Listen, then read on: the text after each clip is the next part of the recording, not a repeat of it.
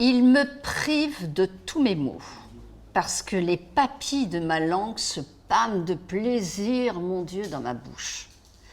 En tête-à-tête, c'est somptueux. À la fin d'un dîner, c'est superbe. C'est le bonheur, un rite, une cérémonie. Bienvenue dans notre émission Le Parc et vous.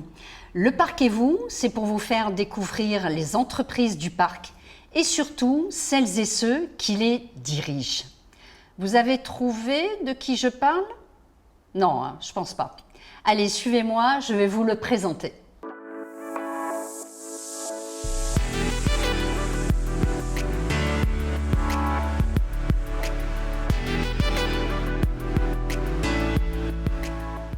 Alors aujourd'hui, nous recevons le chocolat, mais pas n'importe lequel. Le chocolat de la chocolaterie et pas non plus n'importe laquelle, la chocolaterie Févier d'Or. Févier d'Or. Bonjour, bonjour Nadine. Merci Bonjour. d'avoir accepté notre invitation. Pour commencer, j'aimerais déjà que tu nous dises en quoi cette chocolaterie est différente, spéciale, voire exceptionnelle. Alors, le Févier d'Or, elle fait partie des rares chocolateries qui transforme et fabrique son propre chocolat. Il faut savoir que seul un chocolatier sur 10 transforme sa fève. Les autres, la plupart... Seulement un chocolatier sur 10? Seulement D'accord. un chocolatier sur 10 transforme sa fève.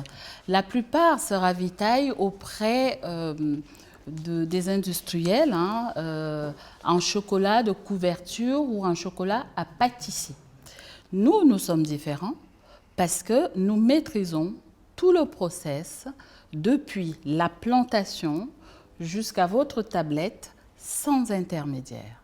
Nous allons encore plus loin chez Févier d'Or parce que je suis enfant de cultivateur de cacao. Le cacao, c'est mon histoire. Mon père... Tu es né avec le cacao Je suis née dans une plantation de cacao. Ah d'accord, toi tu n'es pas né dans une rose, mais... Je suis née dans une plantation de cacao. De Donc, cacao. Mon père, mon arrière-grand-père, mon grand-père, mon arrière-grand-père étaient cultivateurs de cacao. J'ai repris le flambeau de cette activité familiale avec quand même une détermination qui était celle de pouvoir manger du chocolat. Parce qu'il faut savoir que l'enfant africain ne mange pas le chocolat. Parce que tout le cacao part. Ce sont les industriels qui achètent toutes les fèves de cacao qui sont transformées en Occident. Et quand ce chocolat revient, il est déjà beaucoup trop cher pour le petit producteur qui ne peut du coup plus l'offrir à son enfant. Mais alors, j'ai une question. Donc, toi, tu es fille, comme tu dis, comment on dit, un cacaotier ou un cultivateur de fèves de cacao? Alors, un cultivateur de cacao. De cacao. D'accord, ok. Tu n'es pas né dans une rose, tu es arrivé au milieu de la plantation. Mais comment tu as fait pour regrouper? Parce que je sais que tu as mis en place une coopérative au Cameroun qui regroupe plus de 150 150 petits producteurs. Mais comment tu as fait pour les convaincre de se regrouper, de se mettre sous la forme d'une coopérative? Tu avais ça dans le sang, de prendre le leadership, de les motiver pour se rassembler, pour être plus forts ensemble. Quel était ton objectif quand tu as créé ça? Alors, l'histoire de Févier d'Or est déjà un peu mon histoire, c'est-à-dire de par mes origines, mais aussi de par mon engagement humanitaire, social. Il faut savoir, je vais vous donner un secret aujourd'hui, c'est que je n'aime pas l'injustice. Donc, toute forme d'injustice me met en fait hors de moi. Or, il se trouve que en tant qu'enfant de cultivateur de cacao, j'ai vu les souffrances qui étaient celles de mon père pour nous envoyer à l'école. Parce que figurez-vous qu'un petit producteur a à peine 1 euro par jour pour vivre. 1 euro par jour? À peine 1 euro par jour pour vivre. Donc j'ai vu les difficultés qui ont été les siennes et du coup je me suis dit, je pense que depuis l'enfance j'ai nourri cette envie de m'en sortir. Heureusement pour mon père, hein, je suis allée à l'école, je suis bac plus 5, plus. Heureusement pour lui, mais la plupart d'enfants de cultivateurs de cacao ne s'en sortent pas parce qu'ils vivent dans une telle paupérisation qui fait que ils ont du mal. Donc du coup, j'ai envie de dire, c'était déjà inné un peu en moi. Et après, il se trouve que... Alors, excuse-moi, je vais t'interrompre. Je te remercie de préciser ça, parce qu'on s'imagine souvent que le cultivateur de fèves de cacao, parce qu'en Occident, la fève de cacao, le cacao, c'est un peu une mine d'or. On a l'impression que les personnes vivent bien de leur production. Et toi, tu es en train de nous dire non. Alors, effectivement, et je le soutiens, je suis militante. C'est-à-dire que je ne parle pas des choses que je vois à la télé, je parle du vécu. Quand il faut 5 ans pour avoir la première cabosse de cacao. 5 ans? Oui. Une fois que tu plantes? Une fois qu'on a planté, c'est-à-dire la petite graine, on la plante, il faut 5 ans pour avoir les premières graines. Quand vous avez mis 5 ans à travailler la terre, en sachant que le seul héritage que vous avez, le seul bien que vous avez, c'est cette terre-là. Quand vous mettez 5 ans pour avoir les premières cabosses, ou qu'au bout de 5 ans de travail, un cultivateur... Qu'est-ce qu'on appelle les cabosses, toi? La cabosse de cacao. D'accord, c'est son enveloppe?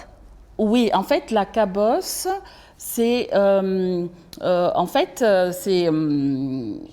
la plante... Alors, il y a la plante, il y a la fleur qui germe sur le tronc de l'arbre, qui va grossir et qui va devenir une cabosse. Et à l'intérieur de la cabosse, il y a les fèves.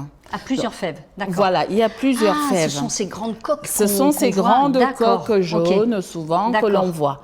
Donc, il faut 5 ans. Et quand au bout de 5 ans, on vous achète le kilo à moins d'1 € parfois, comment vous voulez vivre? Donc non, justement, ça fait partie de mes engagements, des choses qui ont motivé en fait mon envie de trier et surtout de maîtriser pour éviter les intermédiaires. Pourquoi le petit producteur vit dans une telle paupérisation? Parce qu'il y a 10 000 intermédiaires entre vous, consommateur final, et le petit producteur. Entre la tablette que je mange et le la petit tablette. producteur. Ouais. Et chacun prend au passage sa marge. Oui. Ce qui lui revient est insignifiant. Donc, il y a déjà ça. Pour moi, je trouve que c'était une forme d'injustice pour des gens qui n'ont que leur terre pour seul bien et qui ne puissent pas en vivre. Et avec 5 ans, où il faut attendre pendant pendant 5 ans. C'est un lourd investissement. C'est un lourd investissement. Donc, toi, le fait de faire une coopérative, de réunir tous ces cultivateurs, donc toi, tu organises le circuit. Alors, en fait, toi, tu es de la graine qu'on plante jusqu'au chocolat qu'on mange.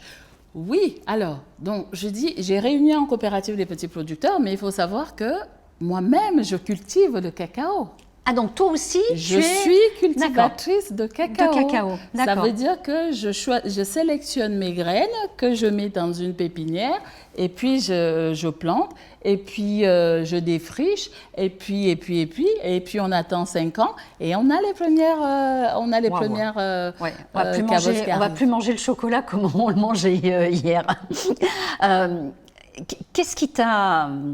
Tu me dis, oui, ok, je suis née dedans, ok, c'est cette injustice qui m'a donné l'envie d'eux, mais waouh, il faut une sacrée énergie, il faut une sacrée... comment t'as fait? Quel a été le phénomène déclencheur? Quel a été ton moteur? Enfin, comment tu es arrivé à te dire, allez, tiens, il faut monter une coopérative, il faut que je fasse ça, et puis il faut que j'aille en France pour fabriquer le chocolat, pour le vendre. Attends, c'est quand même beaucoup d'énergie, beaucoup de temps, beaucoup de réflexion. Beaucoup de... Oui. Alors, oui, il y a l'histoire, c'est vrai, mais il y a aussi que 99% de Français et de monde aiment le chocolat. Oui, c'est vrai. Dont moi. Oui, c'est vrai que tu as raison. Donc, du coup, j'ai créé une chocolaterie parce que j'aime d'abord le chocolat, parce que j'aurais pu m'engager sur d'autres axes, mais j'aime le chocolat. Et puis, moi, je suis de type de consommateur qui lit les étiquettes. et j'ai horreur de longues listes d'ingrédients. Donc je me suis dit, comment je fais un chocolat, le chocolat le plus naturel qu'il soit. Je me suis dit, bah, c'est simple, je vais faire comme quand j'étais enfant, c'est-à-dire je grillais mes fèves de cacao, je les écrasais et je mettais du sucre. C'est exactement ce que je vous propose ici à Saint-Ouen-le-Monde. C'est ce que tu faisais déjà enfant? Oui, enfant, c'est-à-dire on va les griller, on va écraser à la pierre, hein, et puis on va mettre du sucre et ça fait votre chocolat. Sachez que c'est exactement le même chocolat que je vous propose ici, puisque nos machines sont à la meule de pierre. Donc une fois que j'ai torréfié mes fèves, j'ai mis dans la machine, j'ai mis du beurre de cacao, du pur beurre de cacao, j'ai mis du sucre de canne. Les machines à la meule de pierre vous sortent la liqueur au bout de 3 jours. Alors, elles prennent leur temps. Oui. Parce que quand en industrie, on arrive à transformer des tonnes de l'heure, ben nous, elles vont prendre leur temps. Elles vont réguler la température parce que le chocolat n'aime pas trop la chaleur. Il vient d'un pays chaud. D'un pays chaud, mais n'aime pas trop la chaleur. Déjà, ils font. Donc, elles vont prendre 3 jours pour vous sortir cette liqueur qui est l'élixir. T'en as les yeux qui brillent. Tu en as les yeux qui brillent. Que vous allez, que votre palais en fait va redécouvrir. Alors, il faut savoir que nous travaillons notre chocolat comme du vin. Comme du? Comme du vin. Ah oui, donc j'ai bien entendu, comme du vin. Oui, comme du vin. Pourquoi tu l'assimiles, pourquoi tu dis comme du vin? Comme du vin parce que déjà on fait du grand cru. Le terroir va avoir, un impact. C'est-à-dire que une cuvée qui vient d'une plantation avec des agroforêts d'arbres fruitiers, vous savez, les arbres communiquent entre eux. Oui. Les arbres, il se passe des bons filons comme nous, on peut se passer des bons filons. Donc, quand vous avez, par exemple, une plantation qui a aux alentours une bananeraie, ah bah, vous retrouvez les arômes naturels de la banane qui vont venir sublimer votre chocolat. Donc toi, excuse-moi de cette question, toi quand tu goûtes, quand tu manges un chocolat, tu es capable de reconnaître le producteur, celui qui est à la base des fèves, en disant tiens, celui-là il y a un petit goût de banane, donc c'est celui qui a sa plantation à côté de la bananeraie? Alors, je suis en mesure de reconnaître tout simplement parce que avant de créer Févier d'Or il y a 2 ans, ça fait 5 ans que je travaille sur la partie petits producteurs. Donc, j'ai envoyé une équipe de 8 ingénieurs agronomes de Cergy, de l'ISTOM, qui sont allés en mission au Cameroun et qui sont allés dans les plantations, qui ont identifié chaque petit producteur, chaque plantation. Je suis en mesure de vous dire, bah, ce cacao-là vient de la plantation de tel, il a tant d'enfants, il a tant de femmes, il a tant de ceci. Oui, mais surtout le travail qui a été fait, c'était un travail scientifique d'ingénieur, a été surtout de déterminer l'écosystème autour des plantations de cacao. Et c'est ce qui va nous permettre d'avoir des lots boisés quand il y a des arbres centenaires autour, des lots fruités en fonction des manguiers. Parce qu'en plus de ça, nous avons sélectionné les plantations familiales. Il faut savoir que nous ne sommes pas dans la culture intensive de cacao, parce qu'elle est nuisible, elle est nocive pour la planète, parce qu'on coupe les arbres pour faire les plantations de cacao. Ah oui, pour faire les plantations, ah bah oui. D'accord, ok. On coupe les arbres pour faire les plantations de cacao. Donc nous, on a sélectionné les plantations familiales au sein desquelles on va retrouver d'autres arbres. Et ce qui est intéressant, c'est que nous accompagnons nos petits producteurs vers une reconversion bio de leur plantation et de 2, nous reboisons avec ces arbres fruitiers, ce qui leur permet d'être moins dépendants de la seule culture de cacao. Ça leur génère un revenu supplémentaire. Donc oui, ça a demandé des années de travail, préparation en amont. préparation, de persévérance, parce que ce n'est pas toujours évident.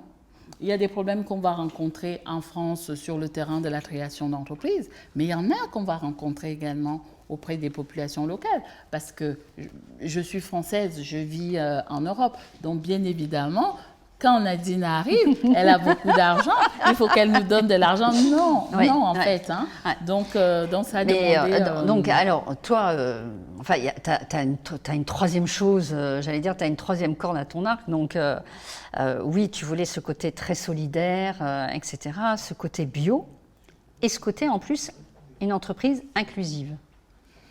Oui, c'est pour ça que je vous disais qu'en fait, le Févier d'or, c'est la somme, c'est en fait la vision que j'ai de la vie. Je pense qu'on peut être solidaire, on peut partager. Je pense aussi qu'on est dans une certaine universalité. D'ailleurs, le contexte actuel de la crise sanitaire nous le prouve. Donc, il est important pour moi de maintenir les liens entre les individus. Alors, j'ai pris le prétexte du chocolat. J'aime bien, c'est plus qu'un prétexte, Nadine, quand même. J'ai pris le prétexte du chocolat, en fait, pour faire passer un certain nombre de messages. C'est possible de bien manger même dans le chocolat. Oui. On peut avoir un chocolat tracé de A à Z. Ça a été un vrai challenge. De deux, on peut créer des liens entre le producteur et le consommateur. Quand vous venez dans notre atelier, vous plongez en fait dans cette réalité-là. Vous avez l'identification du bassin de production, vous avez les méthodes de fermentation, de séchage, et puis surtout, dans un futur que nous espérons proche, nous pourrons permettre à nos consommateurs d'aller en immersion dans les plantations ça c'est génial. Le jour où tu lances ça, tu me fais signe. Hein. Alors, on a été freiné par la crise sanitaire, mais l'idée c'est ça. On est vraiment dans le partage. Donc, effectivement, dans ces valeurs qui sont les miennes, il y a l'engagement sociétal envers les personnes en situation de handicap. Alors, moi, je suis engagée... le premier enfant que j'ai aidé, c'était en 2004. C'est depuis 2004 que je suis dans l'accompagnement des personnes atteintes de maladies rares et aussi en situation de handicap. Donc, ça fait déjà... C'est une continuité, en fait. C'est une continuité, pour toi, il n'y a rien d'exceptionnel.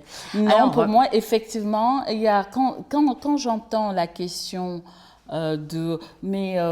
comment tu fais, comment tu arrives à concilier, en fait, c'est mon histoire. Le cacao, il est naturel. L'engagement vis-à-vis des personnes en situation de handicap date de plus de 20 ans.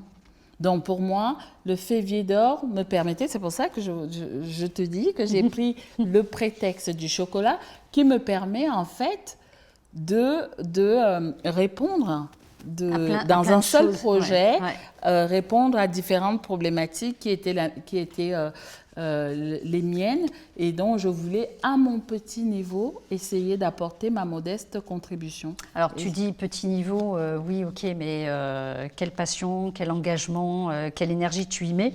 Et d'ailleurs, là, vous retrouverez à la fin de notre vidéo sur le texte, tu as lancé une opération crowdfunding avec une plateforme Tudigo, justement pour encourager les personnes à te soutenir. Donc, je précise juste qu'on la retrouvera à la fin de la vidéo. J'avais envie de te poser aussi une autre question. C'est vrai que quand on dit souvent chocolat, c'est pour les femmes, c'est ah non, je ne mange pas de chocolat parce que ça va faire grossir. Comment toi, tu arrives à...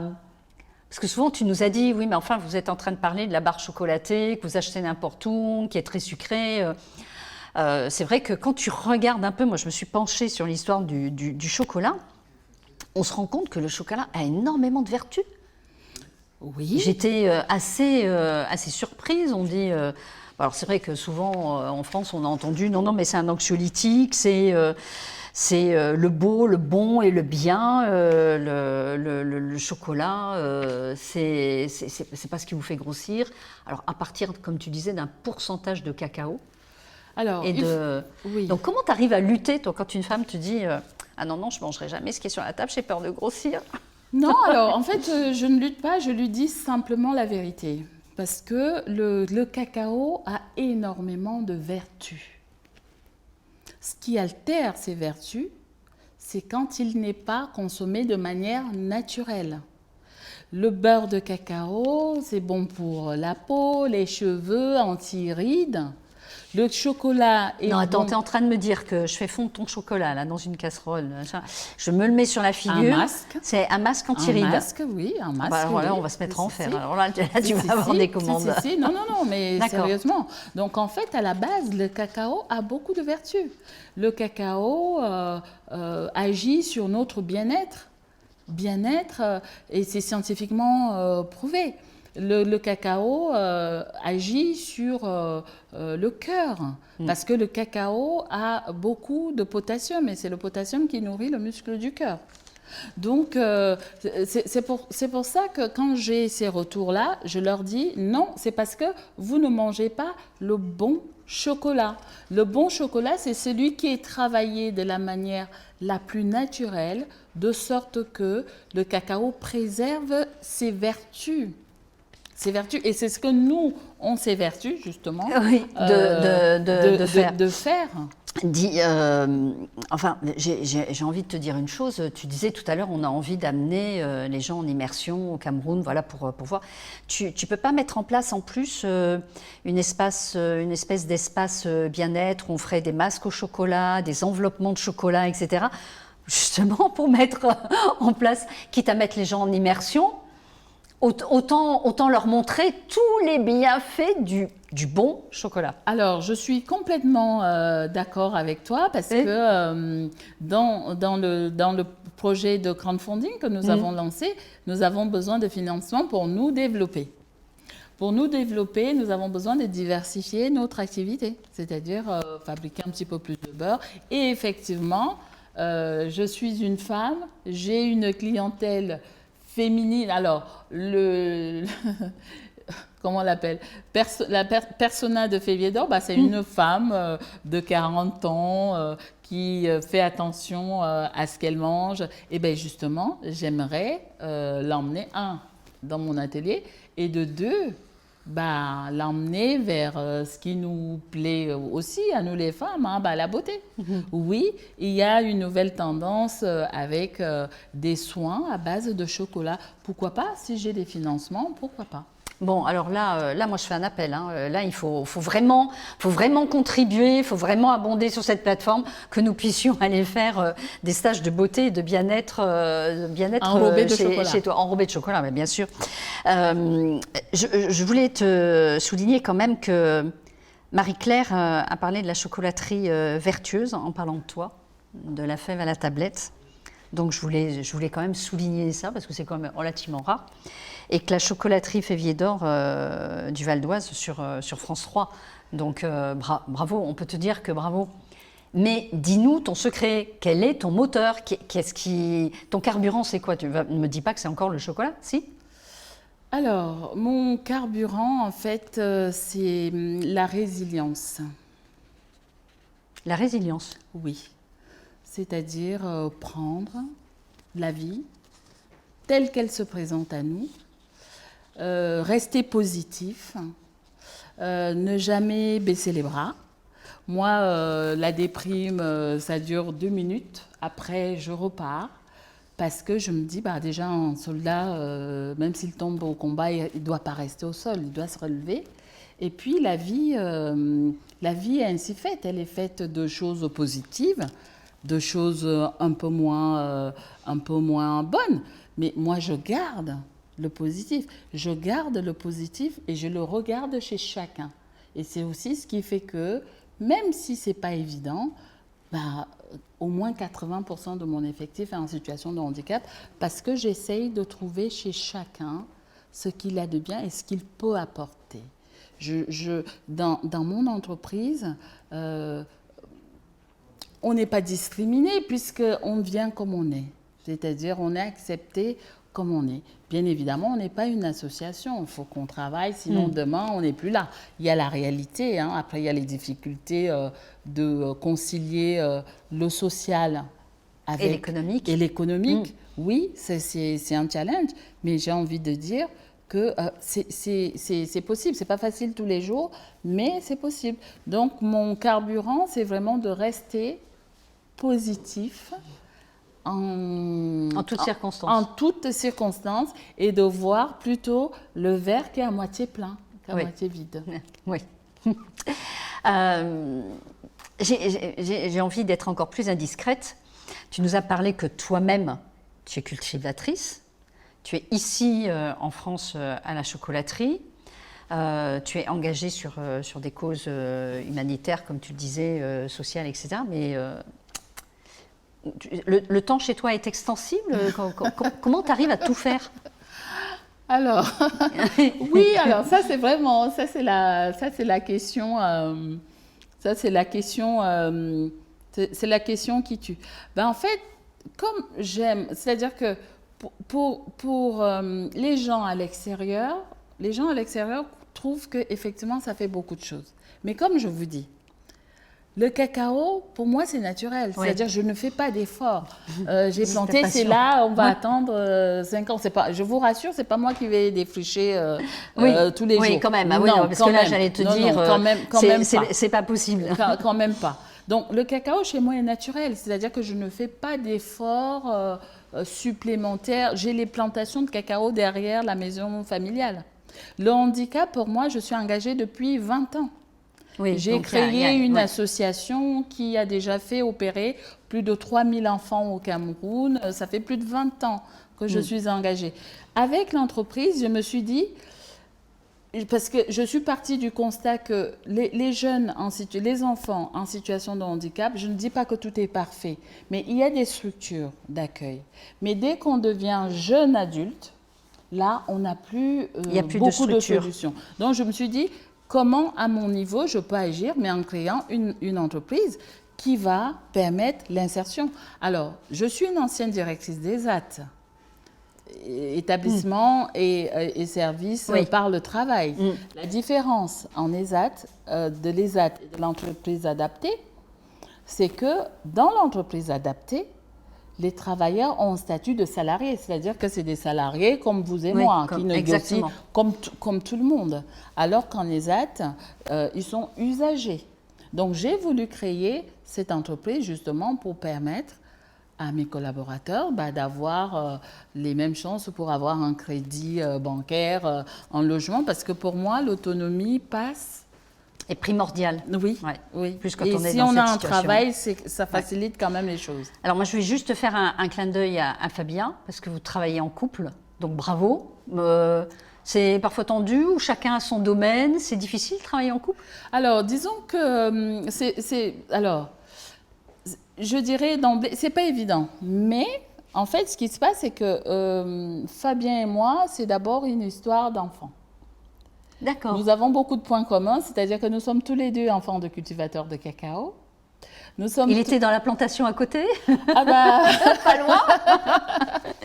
Voilà, donc nous avons d'abord cette histoire-là, et puis nous avons surtout l'engagement, les valeurs qui nous ont beaucoup rapprochés, parce que Fabien est assistant social. Il a fait le choix d'être au service de ceux qui avaient besoin, de ceux qui étaient dans le besoin. Donc il est assistant social qui s'est reconverti en chocolatier, puisque là maintenant il est chocolatier.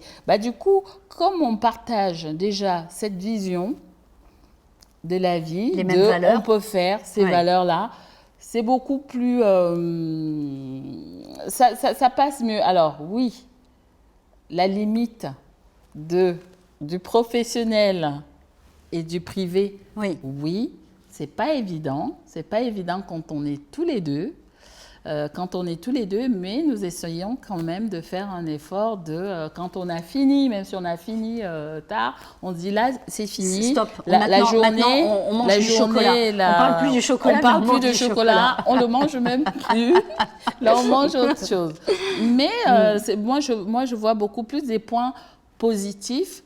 Parce que ta nature, elle est positive, Nadine. Ta nature. Et puis Fabien est comme toi aussi, très positif. Voilà. Alors, Donc, Nadine, alors déjà, grand respect Bon. pour toutes ces valeurs. Je vais te demander de tirer une question. Tu vois, dans la verrine juste en face de toi, tu as des petits mots. Alors, ce ne sont pas des mots doux, hein. Oui. Ce sont des questions que les personnes se posent un peu sur les chefs d'entreprise, les dirigeants. Donc, ta question. Oula, Oula. oula, Alors, tu pars sur une île déserte. ah, Tu n'as le droit de prendre que 3 objets. Ce sont lesquels? ne me dis pas une fève de cacao pour planter, parce que là, il va te falloir 5 ans. Hein. Il va falloir Donc, tu es 5 sur une ans. île déserte, tu as le droit d'amener 3 objets. Qu'est-ce que tu prends? Alors, objet, hein, parce que si j'emmène... Objet ou... Si j'emmène de l'eau, au bout de 2 jours, j'en ai plus. Oui, Alors, qu'est-ce que j'emmènerais? Qu'est-ce que j'emmènerais dans une île déserte? Un livre un livre? pour me tenir compagnie. Un livre. Oh, photo de ma famille. Hein. Photo de ta famille pour pas... Tu es très attachée à ta famille, on l'a Oui, senti aussi, très et à tes origines. attachée, voilà, à mes origines. Alors, un livre, photo de ma famille et quoi? Oh, non, en fait, dans une île déserte, la tablette, elle va fondre. Oui, elle va fondre. Ah oui, elle va Mais pas- quoique, c'est parce que c'est toi, on l'autoriserait. Mais tu vois, j'ai imaginé que tu allais me dire un racloir, quelque chose pour planter. Il faut que je parte avec des fèves pour pouvoir planter, hop. Parce qu'on alors- te sent comme étant vraiment quelqu'un qui construit, qui bâtit, qui fait naître toujours quelque chose. Donc, Alors, ça c'est sûr que dans cette île déserte, j'essaierai de trouver comment transformer, alors revenir à la résilience. j'en étais sûre. De transformer avec ce milieu que j'appellerais aride. Ouais. qu'est-ce Comment que le je rendre peux- fertile? Comment je peux le rendre fertile? Mais écoute, merci beaucoup Nadine. Merci à toute la régie. Quant à nous, nous nous retrouvons avec un autre invité. Merci de nous suivre, d'avoir regardé cette vidéo. D'ici là, abonnez-vous, likez, commentez, partagez et surtout, vous commandez du chocolat parce que Févier d'Or a une boutique en ligne. En plus, vous verrez, ils font parfois des chocolats, ce sont des hippopotames, voilà, ça change un peu de la cocotte, du lapin et de l'œuf ou de la cloche. Mangez du chocolat, mangez bon du chocolat. chocolat. En plus, on va arriver dans une période, je n'en dis pas plus, où on va énormément en manger et du bon. Donc, manger du chocolat de Févier d'Or. Nous, en tout cas, c'est ce que nous allons faire, hein, Nadine. Hein, là, Ah bah, il merci y en a plein beaucoup. qui attendent d'ailleurs. Et je vous dis en tout cas à très bientôt.